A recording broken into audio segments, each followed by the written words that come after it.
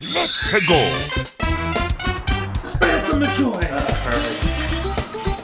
Alright, Jay, ready? Alright guys, final blow on me. Mighty Morphin Power Plumbers 2. This is like a perfect combination, you know? It is definitely a great thing to be a part of, and I think that people will see how much fun we had making it, and they'll just they'll fall in love with it.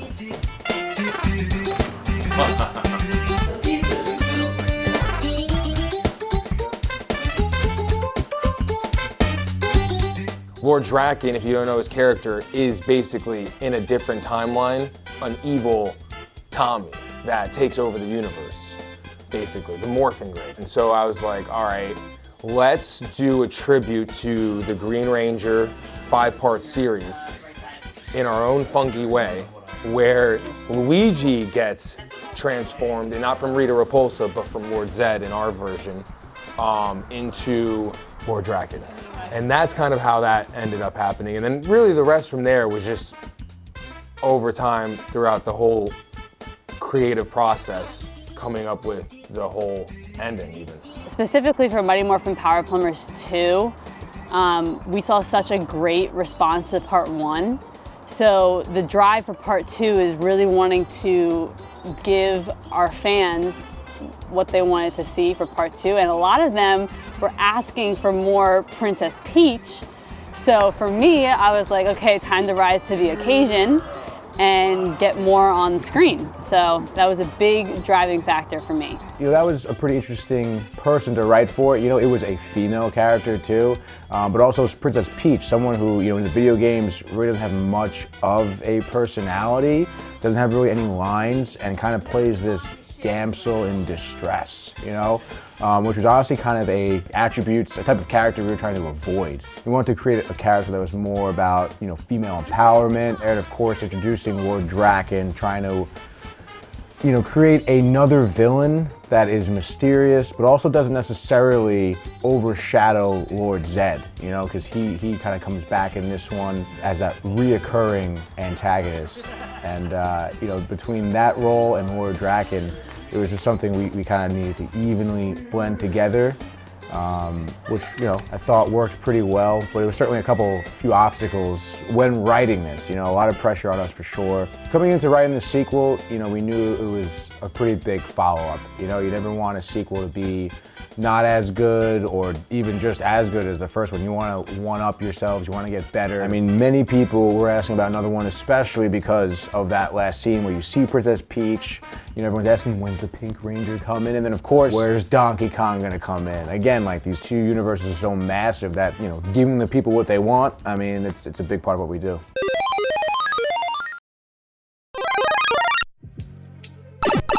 Some of the improvements, and I think some of the ways that it changed mainly for us in this new one, was the fact that we did a lot more pre-production, and with pre-production comes a lot more organization. You feel more confident when you're going into a shoot.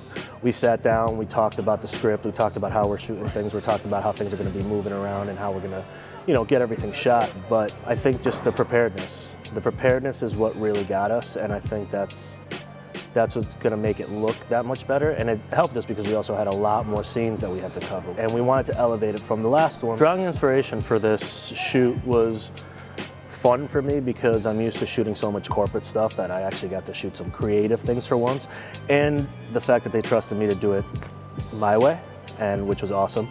But I researched a lot of Mighty Morphin Power Ranger videos and just tried to get all the intricacies and all the way they shoot, the low angles, the way that people move on camera, and how the camera moves also, because if you're a camera person, you know the camera is another character in this film. So it kind of gets us to where we want to be, and it helps us with the action too, which is great. You know, a lot of movement, a lot of handheld stuff that we shot just to get that feel of people being right there with you. But you remember, there's things that show you that are exactly like, you know, you're trying to mimic, but there's also stuff that we wanted to make look a little bit darker, a little bit cool, a little bit edgy, and I think we pretty much got close to that. Downtime is just getting more organized, like across the board, you know, like it's just like we had a shot sheet. We practiced the shot beforehand, like the day before. Like, I felt like I knew it was coming, I knew what to expect, and it just made it a lot easier for me to hop into a costume for 6 hours, and I loved it. I loved the whole process, you know. I'm down to clown, ready to go. So for this project, we went heavy on the production plan of exactly what was happening at each time on each shoot day. So I think the first obstacle that I personally went through was creating the production plan and making sure all the timings were correct, because we were handling multiple camera people, having multiple actors, dealing with weather, locations. Each shoot day was a full day. We were doing like 2 scenes max, maybe, which was a little different from the first one.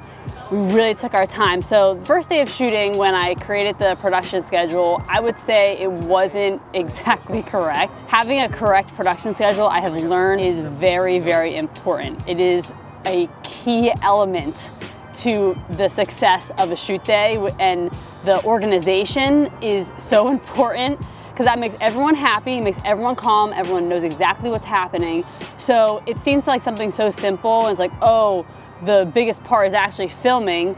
Yeah, that part's big, but if you don't do those little tiny pieces that are so important right, that affects everything else. So for me, that was an obstacle that I had to take on, and learned a lot, and I think came out pretty well. Mario already at the top. Luigi showcasing his skateboard.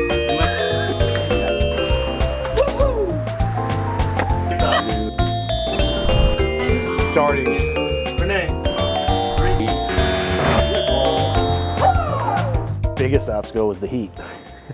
As funny as that is, we were shooting a lot of this in the summertime and late fall or early fall, so it was hot. And you know, we're in New England, so it's one day it'll be 30 degrees out, the next it'll be 75. So that was probably the hardest part, was shooting our outdoor scenes, because we have to be safe. Actors, you know, they're in these suits that are just absorbing water, and that sucks, because they're also doing a lot of fight scenes, a lot of movements, a lot of, you know, things that are gonna drain their energy, and being dehydrated, it's not gonna help. And Tony said at the end of the shoot, he's gonna laugh, he said, next time we do another Power Rangers costume, we're doing it in winter, because it's so hot. I mean, damn, you know, being in that helmet and those suits, like the fogginess, the sweat, the steam coming off, doing the fight scenes in the sun, even being Topku with the mask on, even just somewhere indoors, like the boathouse where we filmed here, having those costumes on in the glaring heat was probably my personal biggest obstacle. I don't do well with the heat and the sweat. But hey man, you know, you're sitting there, you can't see anything, you're breathing in your own breath the whole time in that helmet, a hot breath. You're still having a good time. I mean, at the end of the day, you're in a fight scene, you're throwing some high kicks and some low punches, and you know, you get through it. Mike had a little meltdown at one point, which of course I was laughing my ass off, but it sucks. You know, he was soaked, he had to change, and he could barely put the costume back on. I literally had a sauna suit. Lord Draken's suit was a sauna suit, like worse than being in the sauna. And I was like half naked in the boathouse trying to get upstairs. I was angry and I felt like a lost puppy. The weather, if I remember correctly, wasn't too hot. Like, we had a nice breeze. Even me, I mean, I was dying of sweat the whole time. I was dripping as much as they were filming, because we're, you know, doing a lot of movements. There was food, and you know, that's really what makes me happy, food and drinks readily available. We had about 4 fight scenes in this one, I think. Renee brought like a bunch of breakfast sandwiches for everybody. All of them fast moving. Then we had donuts, obviously, the waters, constant waters. I'm trying to get in close with them, trying to like get the feel of the chaos during fights. And you know, it's not a cheap technique, but it's guerrilla techniques. You know, we don't have the funds or the abilities to do these big things, so we have to find ways to make each shot and each fight scene and each conversation look like the original, plus our little flair on it. Trying to get new feels. We got drone shots in this for the fight scene. You know, the opening fight scene of one of the fights is a nice little drone shot over, which gives it that little upscale feel, which was great, and hopefully the audience can appreciate it. Some obstacles that I had to face on shoot day were definitely like getting into the costume. I had to be dressed properly, you know, I had to like wear some tighter fitting clothing. Not so much an obstacle, but just like getting into the costume itself was an obstacle. My favorite part of filming was the final fight scene when like I just got like 3 Power Rangers fighting me, like one after the other. I think that was like the most, like it was like super well choreographed, and I think that since we practiced it the day before, like I felt the most confident in that scene alone.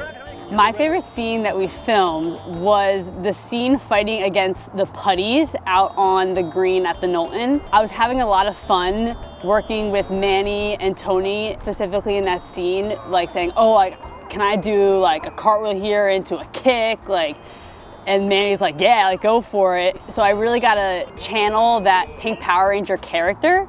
And it was really a creative scene that we were all just kind of like bouncing off each other, and that was my favorite scene to film. So my favorite scene that we shot was probably, I believe it was on the second day of shooting. It was actually when I went into my tertiary character, Tofku, a little side guy here, Lord Zed's right-hand man, and I actually had a little fight scene with Mike, Luigi, in Southport. And it was definitely just like, it was a fun scene to shoot because we were in Southport, a great spot to shoot at a train station, so we were out in people, interacting with people were driving by, honking at us. This character, Tofku, isn't, he's completely made up, original character by us, basically. So I kind of had more of a freedom on how I wanted to act and such, which was pretty cool to just fill that character in as opposed to trying to be Mario or something like that.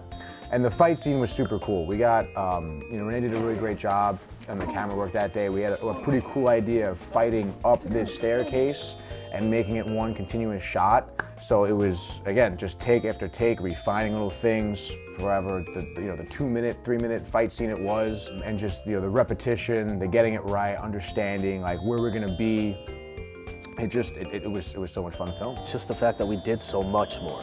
Going from the first one, going from like, it's pretty much, that was a baby, this is like a toddler, and the toddler was a lot of things that we learned, and when we put it out, I think the fight scenes got way better. That was probably it's my favorite part to film because it's all action. We're moving around. It's a very big dance between, at this point there was 4 people. So I had to, and I'm not the smallest dude, so I have to like get in between these shots. And you see it on certain fights that I'm in there. Like I'm in these guys' faces. I'm running into people, bumping into them behind me. They're trying to get around me to try to fight, to try to get shots. And it just worked. And that was fun. The other fun part was the introduction of Lord Draken, which was just fun to light. We made it look very dramatic. We had a lot of lights flashing, a lot of just close-up work, and it just looked good. Just to like be there with everybody, and I just know that like everybody else is going through the same thing, and we're all in the costumes together, and we're all kind of like facing this together. Kind of made it easier for me because like we're all a team. We were all working together as a team, and just it definitely made the obstacles more achievable or more easier to get over. Every time we've made these, it's the crew, really. It's like we always wish we had another hand here and there, because it's like really just, and they're all in here right now, but Manny, Tony, and Renee. So when it's just a couple people as your production crew, and then your talent, and you're doing the creation of the costumes and this and that, it's energy exerted. So it's like, instead of me doing costumes till whatever o'clock at night, we can be honing in on the writing of the storyline and all that stuff. And then like on set, it's, it's an easier job for everyone if there's more hands on deck. So I guess that would be it, is, our limited crew, but what we do is amazing. That's why it's so epic. Like nobody really gets to know and see. You see these, projects, and you think like there's a whole staff and a whole team and a whole crew, when it's really just a few production people, and then the rest of the DTV crew stepping up and learning on the fly, really.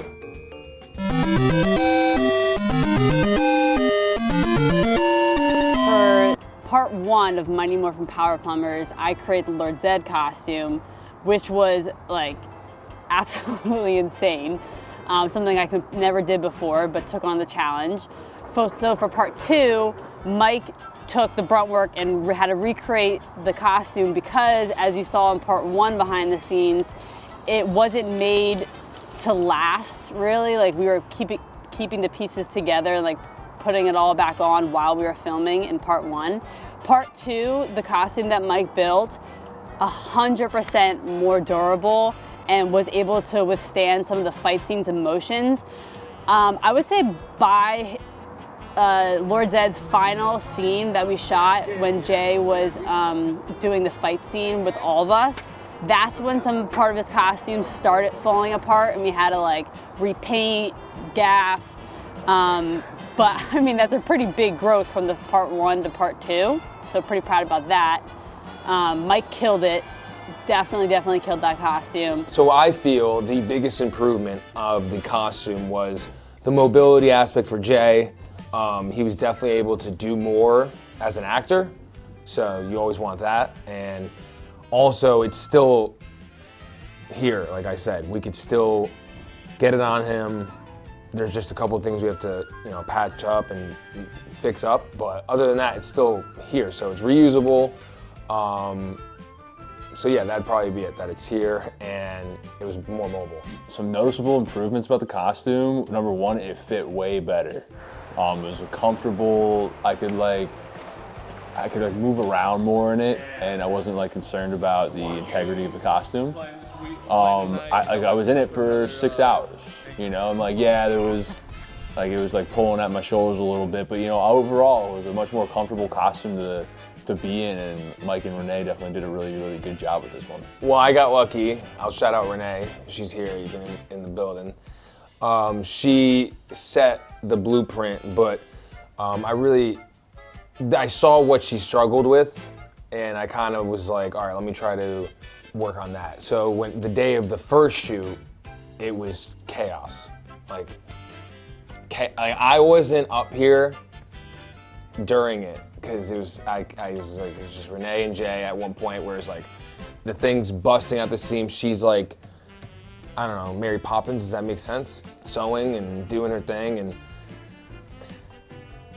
I was like, that can't happen. So the costume's still here for the second one, let's put it that way. All I gotta do is tweak a couple things, but the most challenging thing was figuring out pieces, like what is gonna go here, and like how to like cut things into place, and what's gonna be the best to be mobile and reusable. And it was, I had some ideas and some flopped, like using magnets, because I didn't use strong enough magnets.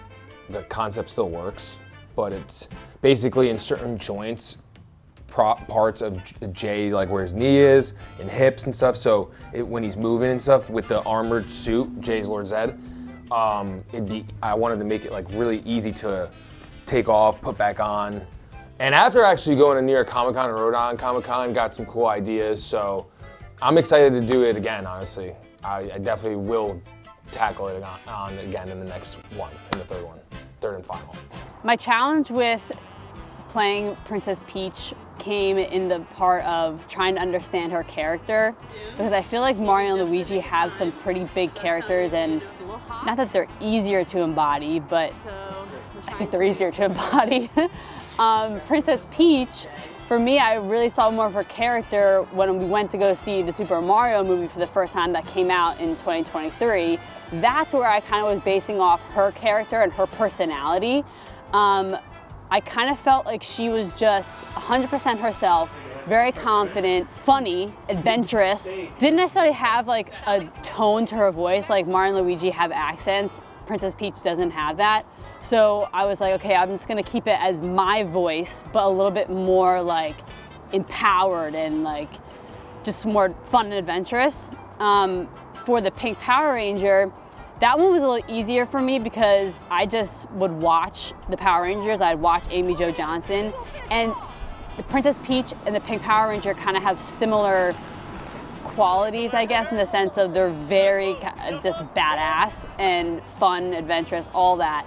So it was easy to kind of morph both those together. Again, adding more characters in, tapping into more of the nostalgia of the series. I mean, those putties are so, they're kind of like meaningless little minion characters that get beat up on all the time, but they're very distinct. People remember what they look like. People remember their whoo kind of like noise. Like they're very much in their own sense like a character. So including them, I think, was a great addition for this one. Having that fight scene was cool with having Matt and Mike suit up. and we were actually able to kind of like, you know, fake it and you know, make it seem like there were more than just the two of them, which was great. And then again, having that choreography, watching them get into those characters, you know, Mike being such a fan of the series, he was able to dive right in, knew exactly how they acted, and to see that was not only frightening, but also impressive on his part. Oh, you know what? I really liked Tofko's character. If you don't know who Tofko is, he's from Aliens on Elm Street 3, which is a dope series if you haven't seen it. And it's dope because it started this whole thing, so it's like how we're here, you know, with the short filmmaking. It was the beginning. Tofko was an alien character in there. So we, you know, every main villain in Power Rangers has their minions. So we created our own minion. And he was my favorite because Tony, his voice in it is hilarious. Chaos is my specialty, my lord. That gets me every time. Just got us. My lord. What do you say? you know what I'm saying? When you come around him, you come around, he's like this, and you come around this side, and you're like, A perfect distraction, my. yeah. Brilliant diversion. Brilliant diversion, my lord. And he does the fingers too so well, and it's just, it gets me. I love that. That's improv too, like, just so you know. So I guess that's my favorite part, is like we created it, and then in there, Tony was able to take it, as a good actor he is, to another level.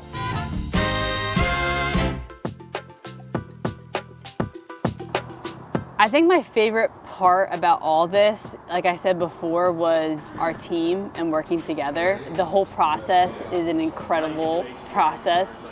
For me, I love every aspect of it, of the creation of the script, to the pre-production planning, to the actual execution. It is so much fun because it's a combination of adrenaline, laughter, high energy, low energy, needing sustenance. It's just like I wouldn't want to do anything else, and this is what I love to do. And you're surrounded with people who have similar passions, and that's when you create something great. So I'm really thankful to be a part of all this, and I definitely don't take it for granted. What I want to say, hey, what's up to the family. I love you guys. I just hope that all the fans enjoyed as much as I had enjoyed it, making it with you guys.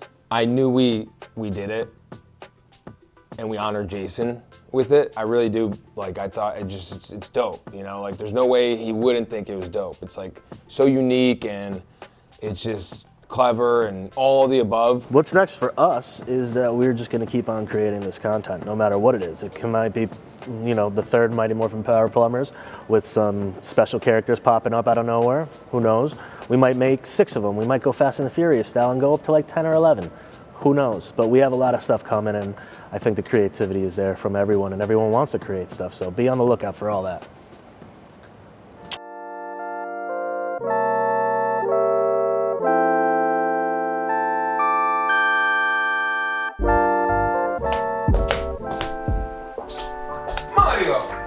It's a time to have fun. This is gonna be a great day. Excited for you guys to see it. I'm going to Margaritaville. I'm not doing this.